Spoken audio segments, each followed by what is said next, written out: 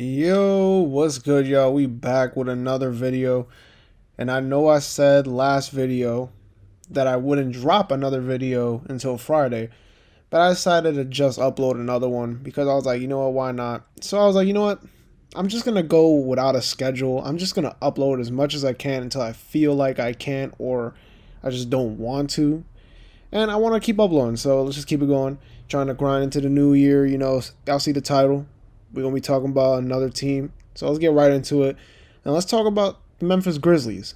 Ja Morant and the Grizzlies, who are having a great season so far. And one of the surprises in the league so far this season. The Grizzlies are fourth in the Western Conference and are 25-14. Currently on a 6-game winning streak.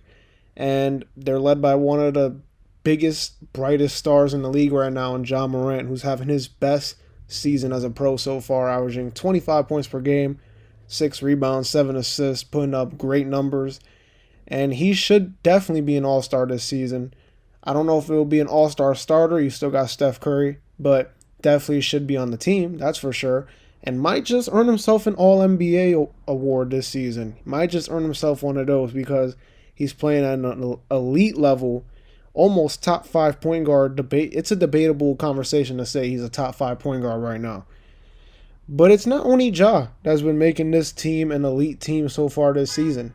They've got guys all on this roster that can contribute any given night, whether that's most improved player candidate, Desmond Bane, who plays alongside Morant, or Jaren Jackson Jr., who we all know who's a good player on this team. He's averaging, he always puts up good numbers. He's always, second or third option on this team. He's been that for years. And to think for a good portion of the season, they've been without one of their best players in Dillon Brooks, who's an elite defender and one of their key scorers on his roster. They've been without him for a good part of this year, which is why Desmond Bane has taken that step as one of those most improved player candidates. The Grizzlies are locked in right now. This is a locked in team. They're focused. They're focused and they're young. The crazy part about this team is the average age. Before the season started, if you looked at the roster, I'm not sure about it now because, 10-day contracts are flying left and right, so we don't really know. But going into the season, the Grizzlies had an average age of 24.2 years old, which would be the second youngest team in the league behind the OKC Thunder.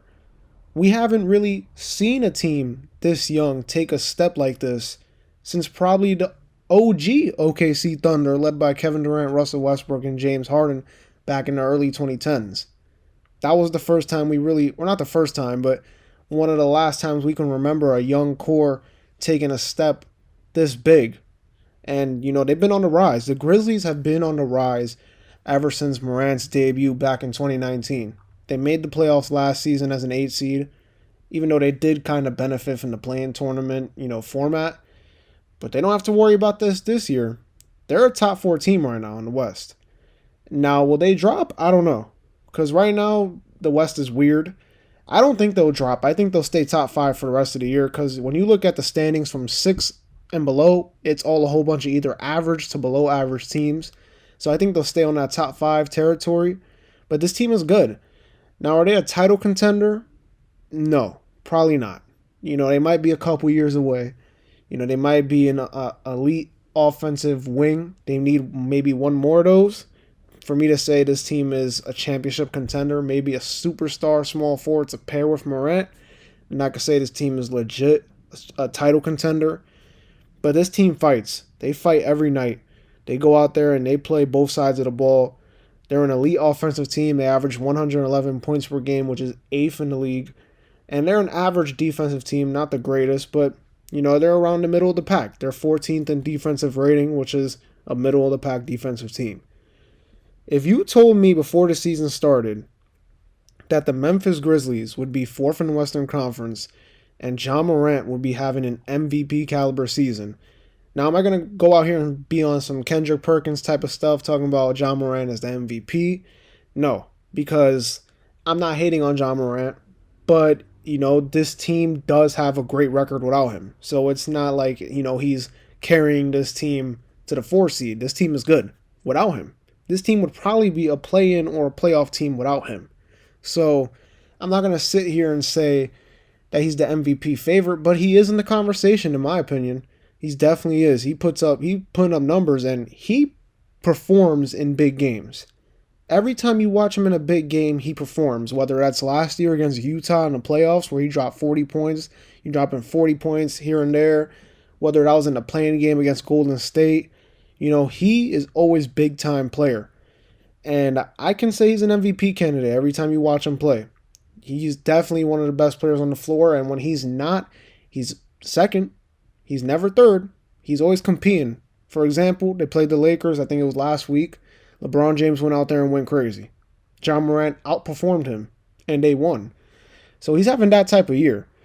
Now, I wouldn't believe you if you said he would be having an MVP caliber season in year 3, but I must say John Morant has made me a huge fan. Now, I always knew he was good, but I did not pay attention to him like that. Playing in Memphis, small market, so don't really see a lot of their games, but he's putting them on the map. I'm watching these games, and I'm like, yo, this guy is good. He's not even good, he's great. And he's so young. He plays hard every night, plays smart. He's not playing dumb out there. And not to mention, he's a walking highlight every game. The man can fly. He's a great playmaker. But, like I said, it's not only him, though. I just like watching this Memphis team play. They play every night like a hard-working young team. And they play like they got something to prove. And I like that about teams. It's something similar to the Cleveland Cavaliers, just not, the Cavs aren't on that level, but it's similar. They are going out there with something to prove. In this case, the Grizzlies are trying to prove that they're an elite team, and they're doing a good job so far this season. Head coach Taylor Jenkins is out there. He's been a great coach for this team since John Morant's been there.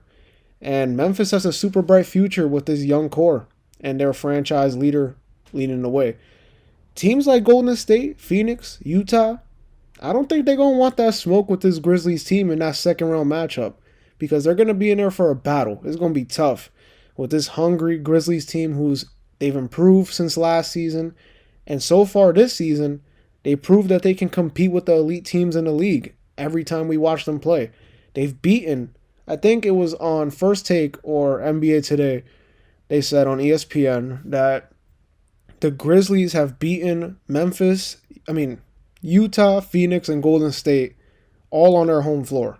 You know how hard it is to beat those teams in general, but to also beat them on their home floor, that's a hard thing to do, and the Grizzlies have done that. We saw them beat the Nets about a few days ago on their home floor. John Morant went out there, had 36. This team is good. They're no joke. They've improved. They're a different team. Maybe they're another piece away from being on that championship level, or maybe they're just a couple more development years away from being a title team. But the Grizzlies are here. This isn't those grit and grind Grizzlies with Mike Conley, Marc Gasol, Zach Randolph, Tony Allen, those guys. This is a different type of team. This is a team that'll get after it, but this is a team that got that flair. They out there, highlights everywhere. This team was fun to watch. And I just like the way the Grizzlies are going, and this is one of the brightest futures when it comes to NBA teams in the league. They definitely got either the brightest or one of the brightest at least, because I don't see a team that's taking a step like they have.